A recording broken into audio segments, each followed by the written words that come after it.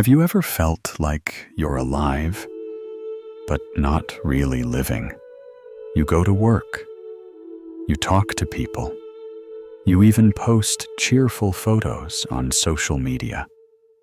From the outside, everything looks fine. But deep down, you know something's missing. There's a emptiness, a quiet exhaustion you can't name, a loneliness that lingers even when you're surrounded by people you care about. I lived like that for years. Every morning, I'd wake up to a long to-do list. I pushed myself to get everything done. I followed what society taught me was right. Work hard, make more money, build the perfect image. But the more I tried, the more I felt like I was drifting away from myself. Some nights, I'd lie in bed and feel nothing. Some mornings, I'd open my eyes and have no idea why I should get out of bed. I thought I was lost. Until one day, while wandering through an old bookstore, I picked up a thin book on meditation, and right there, on the very first page, I saw a single line: acceptance is not surrender. It's the beginning of freedom. I read it once, then again, and then again.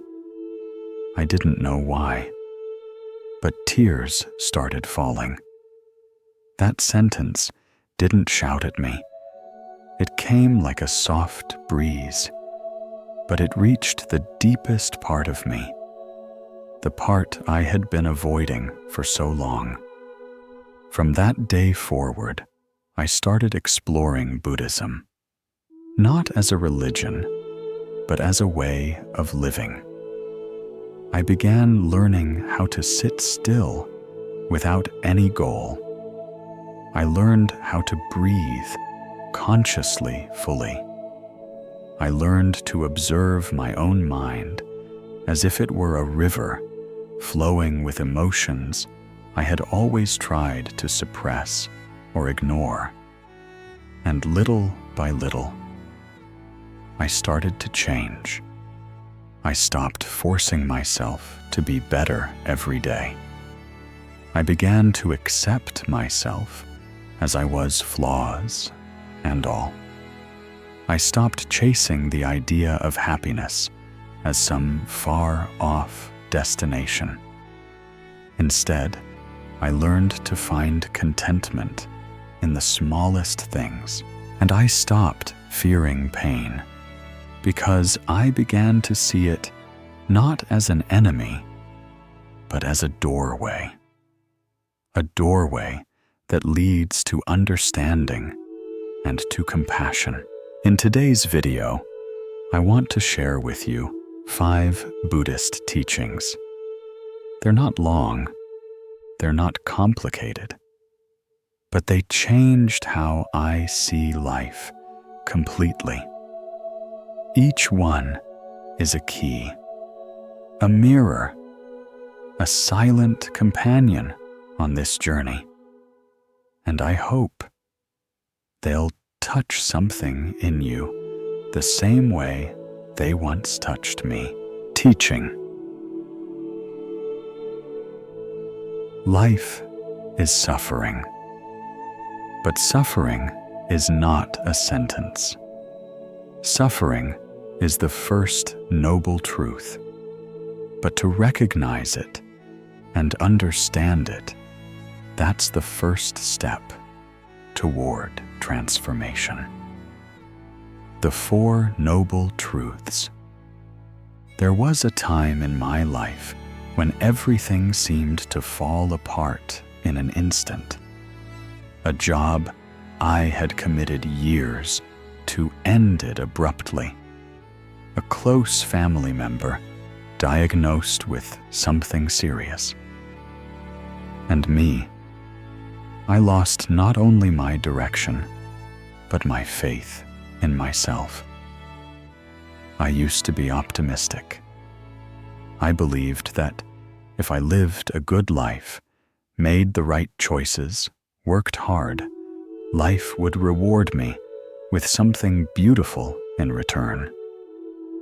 But when the storm hit, I collapsed.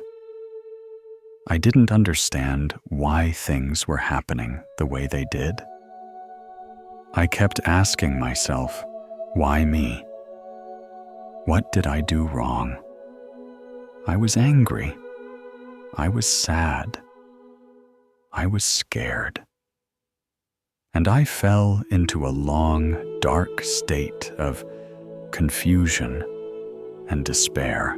And then, while searching for something to hold on to, I came across the very first teaching of the Buddha.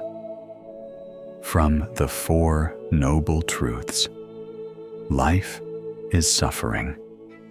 At first, that sentence struck me as pessimistic.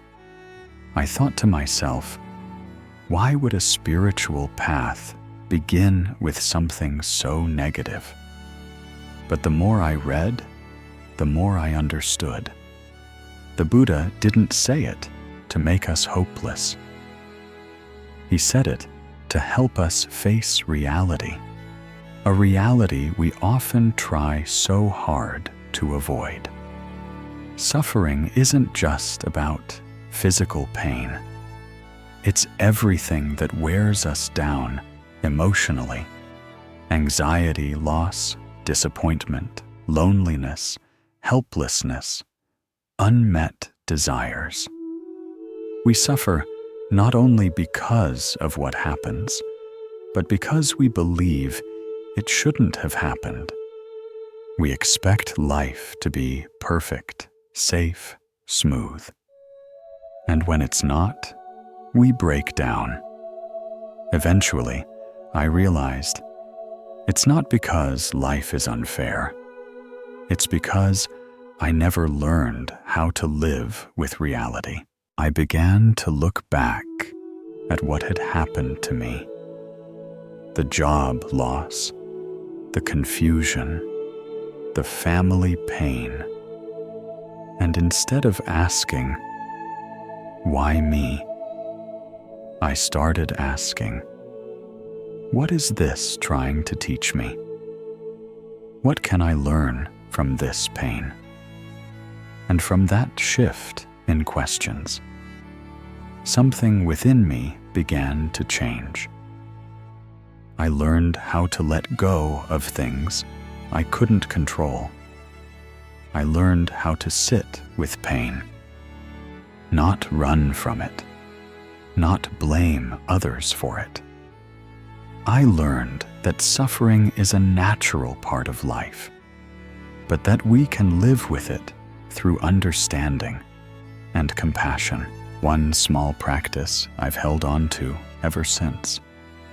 Whenever something difficult happens, instead of reacting right away, I pause, take a deep breath, and gently ask myself, what part of me is being asked to grow here? What am I resisting, and why? And when I do that, suffering is no longer a punishment. It becomes a teacher, firm but patient. A teacher who didn't come to hurt me, but to open my eyes to what's real. It was in that moment that I realized the Buddha's first teaching is not a negative declaration. It's an invitation to wake up. Yes, life has suffering, but once you understand it, you no longer have to be afraid of it. So if you're going through a hard time right now, don't rush to blame yourself. Don't ask, why me, too quickly. Instead, pause, take a deep breath, and ask, What is this teaching me about life and about myself? You might be surprised to discover. The pain from yesterday might just be the seed of compassion and wisdom you need tomorrow. Now, let's continue and move on to the second teaching, where we explore how the mind itself can be the source of our joy or our suffering. Teaching 2. Your mind creates the world you live in with our thoughts. We create the world. Dhammapada. There was a time when I lived in a constant state of low-level negativity. Nothing major was going wrong yet. I always felt like something was off. I found myself irritated by little things. I felt unappreciated, invisible. And worse, I started to believe that life just didn't favor me. I withdrew. I became guarded. I stopped trusting people. The little things that used to bring me joy. A good meal, a warm afternoon, a kind word. They stopped meaning anything. And then one day, while listening to a talk on Buddhism, I heard this teaching. With the mind, we create the world. I paused, reflected, and suddenly it became clear. The world I was seeing wasn't the world as it truly was. It was a world filtered through the lens of my own mind. When my mind was full of doubt, the world felt threatening. When it was full of fear, everything felt dangerous. When it was full of judgment, no one seemed good enough. I wasn't really living in the world. I was living in the world created by my thoughts and assumptions. From that point on, I began observing my mind more closely. Every time I felt upset, I stopped asking, "Who made me feel this way?" Instead, I asked, "What is my mind thinking right now? And is that thought really true?" And soon, I began to notice something important. The mind is like the sky. Thoughts are like clouds passing through. They come and they go. Some are bright, some are dark. But I don't have to hold on to any of them. One simple practice that has helped me immensely is something called labeling thoughts. For example, when I caught myself thinking, "She's ignoring me on purpose," I didn't immediately believe it. Instead, I gently said to myself, "This is a judgmental thought." When my mind said, "I'm definitely going to fail," I paused, took a deep breath, and said, "This is a fearful thought, not the truth." This practice didn't force me to stay positive. It helped me separate from my thoughts, so I wasn't trapped inside them. I was no longer a victim of my mind, and slowly, my perspective began to change. When someone did something that used to annoy me, I started looking at them with more compassion. Maybe they're hurting too. When life didn't go the way I wanted, I didn't immediately jump to, "I'm unlucky." Instead, I would say, Maybe my mind is just tired today. Maybe I'm seeing things through a distorted lens. Since learning that the mind creates the world, I stopped chasing perfection out there.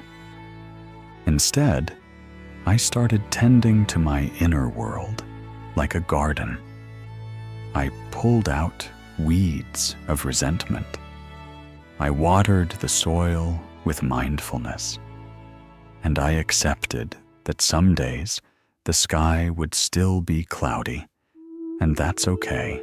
So if today the world feels heavy dark or unfriendly to you, try asking yourself, what color is my mind painting the world today?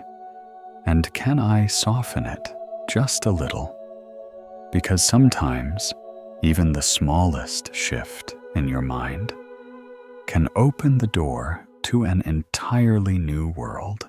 Now, let's move on to the third teaching, where we learn how to live more gently by understanding a simple but profound truth.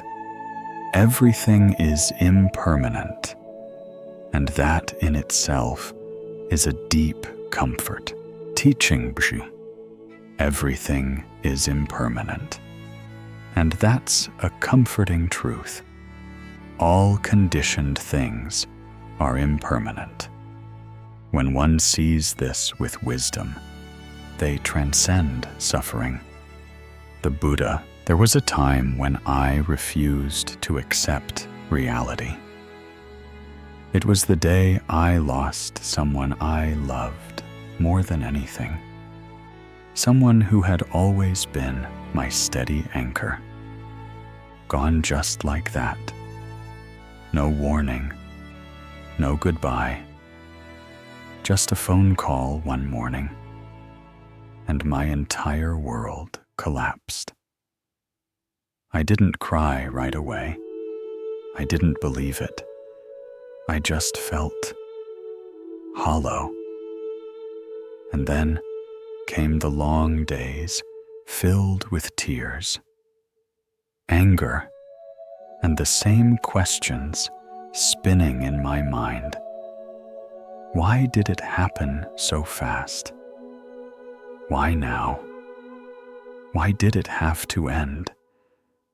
I couldn't accept that someone who was once so full of life, someone who laughed, talked, held my hand every night, was now gone.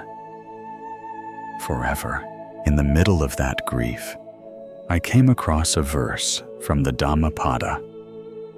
All conditioned things are impermanent. Just one line. But it felt like a drop of water falling onto a stirred-up lake. I suddenly remembered from the breath in my lungs to the leaves on the trees, the flowing river, youth, joy, love.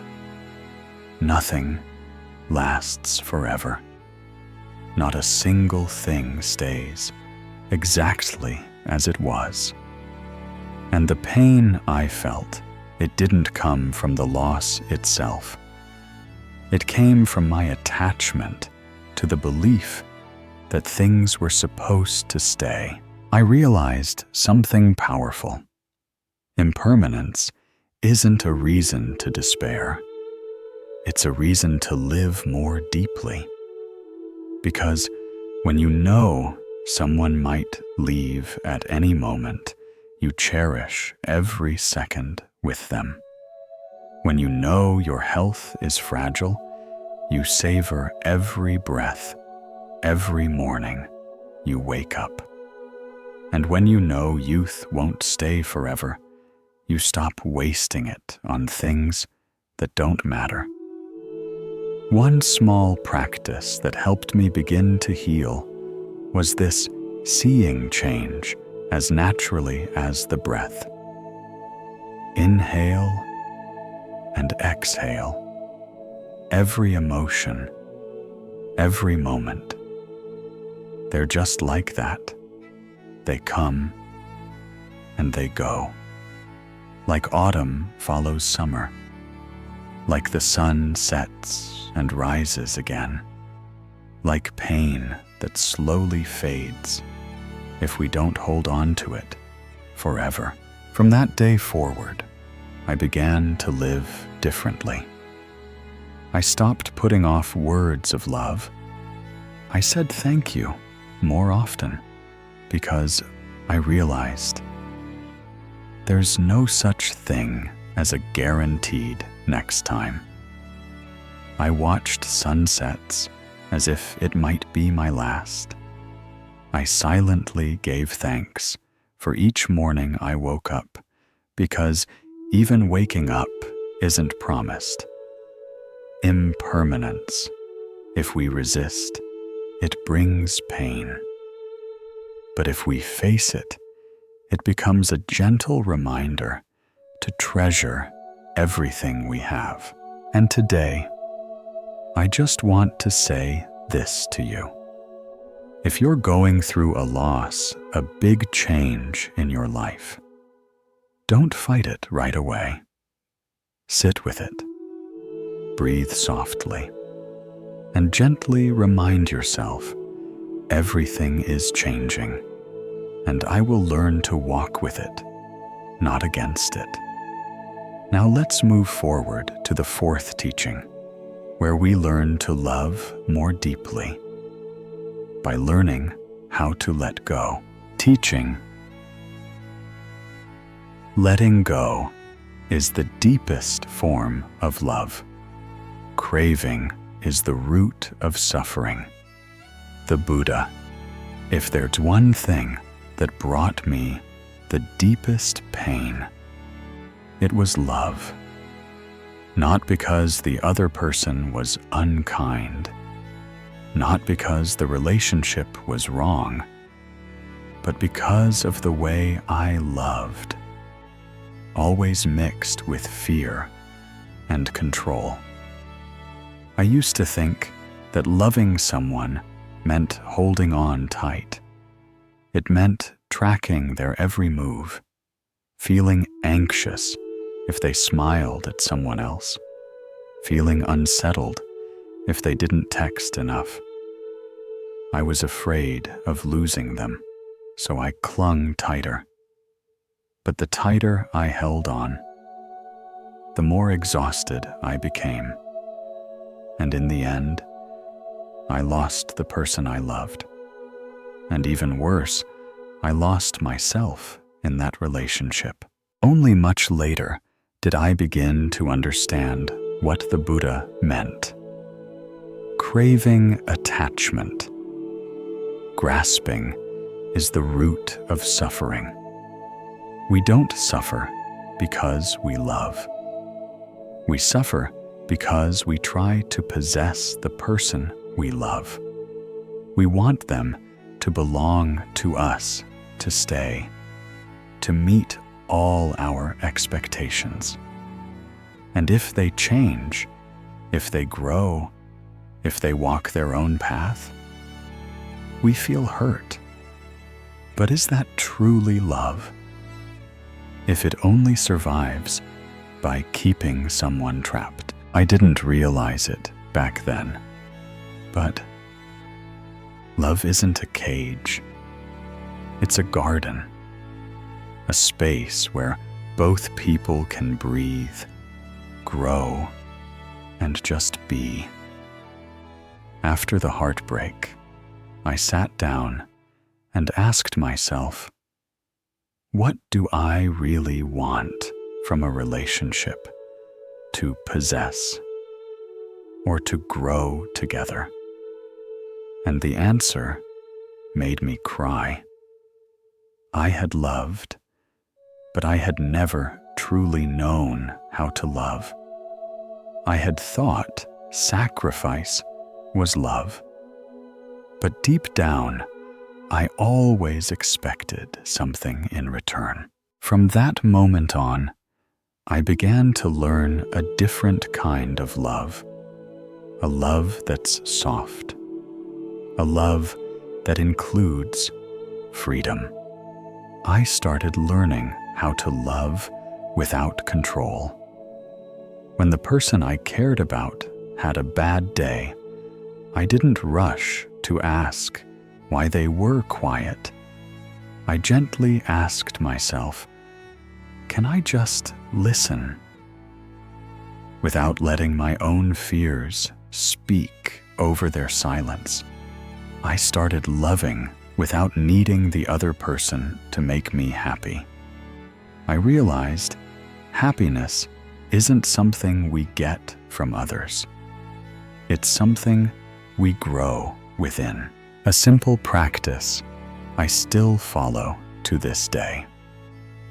Whenever I feel the urge to react out of fear of losing someone, I pause and take a deep breath. Then I ask myself, am I loving right now? Or am I trying to control? Can I be fully present with this person without trying to change them? This kind of love, free, awake, and compassionate, isn't always easy. But it's the only kind that truly sets both people free. Let's continue together now to the fifth and final teaching, where we discover that real life only happens in the present moment. And slowly, my relationships became lighter. No more burden, no more expectations, just presence, gratitude, and kindness. Letting go doesn't mean being indifferent. It means loving while respecting each other's freedom. Because true love isn't about keeping someone close. It's about making them feel safe to stay and still free, even if they choose to go. And now we arrive at the final teaching, the most profound one I've ever learned. Mindfulness in each moment is what it truly means to be alive. The present moment is the only place where life truly exists. The Buddha: there was a time when I lived like a machine, waking up in a rush, working all day in a half-awake daze, eating without tasting, talking while my mind was somewhere else, and at night spiraling into worries about tomorrow.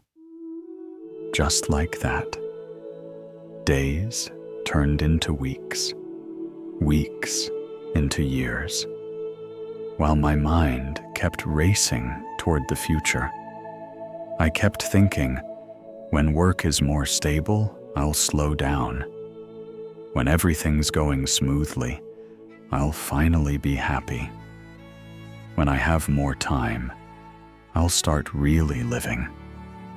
But the future kept drifting farther away, and I slowly forgot. Life doesn't exist somewhere out there someday. It's always been here, right now, in the very moments I had been missing because I wasn't truly present. One day, during a short meditation session, I heard the Buddha's words, "Return to the present moment, because it's the only place where life happens." That sentence cracked something open in me, a door I didn't even know I had closed. I began learning to pause, just to breathe, just to feel, just to be. The first time I sat down to eat without holding my phone, I noticed each grain of rice had its own scent, its own texture. its own story. I stepped outside and walked slowly, feeling each step, savoring the breeze, listening to the rustle of leaves beneath my feet. I wasn't walking to get somewhere anymore. I was walking to truly live each step. One small daily practice I still follow is 1 minute of mindfulness. Just 1 minute. Pause everything. No phone, no thinking. Just breathe in, knowing you're breathing in. Breathe out, knowing you're breathing out. Nothing more. No need to do it perfectly. I began bringing that mindfulness into everything. When washing dishes, I didn't rush to finish. I felt the cool water on my hands. When drinking tea, I didn't drink to quench thirst. I savored the warmth down my throat. When hugging a loved one, I didn't hug just to please them. I was truly there with them, because I knew that moment would never happen again. Exactly the same way, and I realized happiness doesn't live somewhere in the future. It's here right now when we fully show up for it. Mindfulness isn't some lofty spiritual goal. It's the art of living deeply with the simplest, quietest things. A morning sunbeam, a sincere smile, a minute of stillness in a noisy world. I used to ask, how do I live a happier life? Now I ask, how do I fully show up for this moment? Because I know if I miss the present, I'm missing my actual life. And if you're still here, listening all the way to this moment, I know you too are on the journey back to yourself. Gently, quietly, mindfully. These 5 Buddhist teachings truly changed my life, not in a magical or instant way, not by making life easier, but by helping me see it with new eyes. From there, I learned to walk more lightly, live more kindly, and touch happiness, not by achieving something, but by simply being present. I'm not the same person I used to be because of these teachings. I once thought peace would come from changing my circumstances, fixing other people, or accomplishing something big. But I was wrong. Sometimes the thing that saves you doesn't come from the outside, but from the way you begin to look inward. If you're still searching for peace, please don't rush. You don't need to become a monk. You don't need to memorize ancient texts or do anything grand. You just need to pause, sit down, take a deep breath, and listen to yourself. Because within you, there's always been a part that is still wise and trustworthy. That part has never left. You've just lost touch with it in the noise of life. So today, I invite you to do something beautifully simple. Choose one teaching that touched your heart the most. and live with it just for the next 7 days. No pressure, no expectations. Just gently return to it each day. Be present with it. You might be surprised to discover real change doesn't need to start from the outside. It begins in how you breathe, how you smile at yourself in the mirror, how you choose to be present instead of rushing through life. And if you've stayed with me all the way to the end, I know this for sure. There is a seed of awakening already inside you. And if you're ready to water that seed, please leave a comment below. I'm ready to live mindfully. That's not just a sentence. It's a gentle promise to yourself. If today's reflections resonated with you, don't forget to subscribe to this channel. I'll be sharing more videos each week on Buddhist wisdom, mindfulness, and the art of living deeply. Thank you for being here with your whole heart. May you walk forward in your journey with lightness, steadiness, and gratitude.